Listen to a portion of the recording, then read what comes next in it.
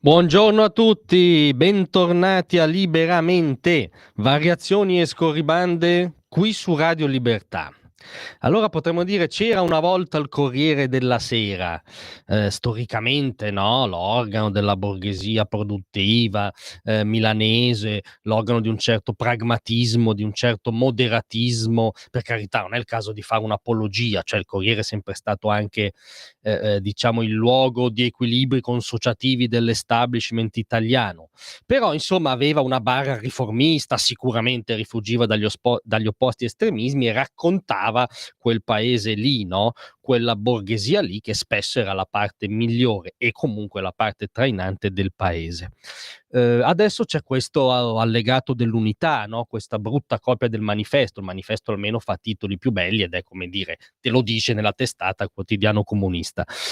Cosa voglio dire al di là delle esagerazioni? Oggi c'è un pezzo di Fabrizio Roncone, voi sapete, firma una delle prime firme del Corriere, firma molto pungente, molto icastica, che è abituato a esercitarsi in paginate e paginate di sfottò di qualunque esponente del centrodestra perché alza il sopracciglio in modo criptofascista, abituato a fare le pulci stilistiche a questo o a quel politico della Lega, di Fratelli d'Italia, e a dare appunto lezioni di moralismo e a tromboneggiare sulle destre versive al potere.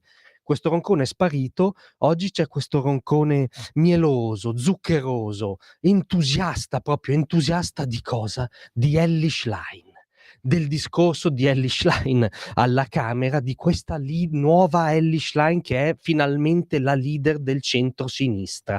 Voi sapete, l'abbiamo raccontato qui a Radio Libertà, la Schlein ha, durante l'informativa sul caso Al-Masri, imbastito una sceneggiata che sarebbe stata un'ottima performance per una capoclasse di un'assemblea del liceo, quei licei radical chic, no? Dove appunto c'è quella gioventù della gauche caviar, era perfetto.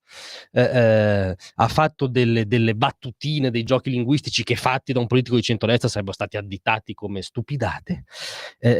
Ha ignorato o finto di ignorare un fondamento della politica, cioè l'interesse nazionale e la ragion di Stato, come avrebbe invece saputo riconoscere qualunque quadro medio del PC, quando la sinistra era comunque una cosa seria, e Roncone invece è proprio andato in estasi. Il titolo in prima: grinta, battute e toni più duri, la svolta di Schlein, e la sintesi del pezzo in prima è: Schlein prova a essere sul serio la guida del centro-sinistra, senza supercazzole, non più moscetta o pedagogica. Meloni, presidente del Coniglio, è diventato un whatsappino destinato a restare nella storia di questa legislatura. Nella storia di questa legislatura. Cioè adesso i whatsappini non sono più la politica, quella fatta male, sul momento, senza visione. Quelli sono i whatsappini dei politici di destra. Il whatsappino della Schlein entra nella storia per Roncone. Cioè se voleva fare l'apologeta credibile doveva comunque darsi un tono, invece si è proprio lasciato andare. Prendiamo alcuni estratti di questo elogio proprio senza riserve.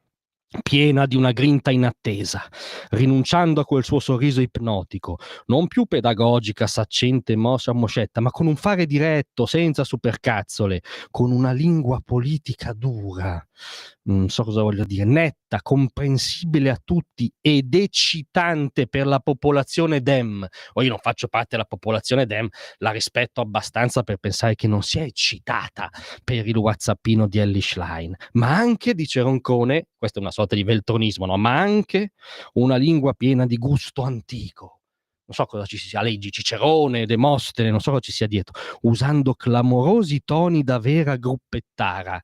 Quindi diventa un valore, cioè la capa in teoria del principale partito della sinistra, dell'opposizione italiana, è una buona cosa che usi toni da gruppettara in Parlamento. Davvero qualunque vecchio comunista sarebbe inorridito, ma Roncone invece è appunto in estasi, ricorrendo a una metafora beffarda e urtante, necessaria per affidare al web una battuta sulla Meloni destinata a restare nella storia di questa legislatura.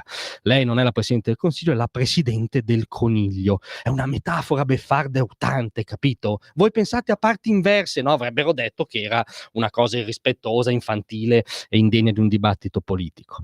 Infine, per dare la sensazione di essere, o per provare sul serio ad essere, la guida del centro-sinistra, così a Montecitorio Elly Schlein.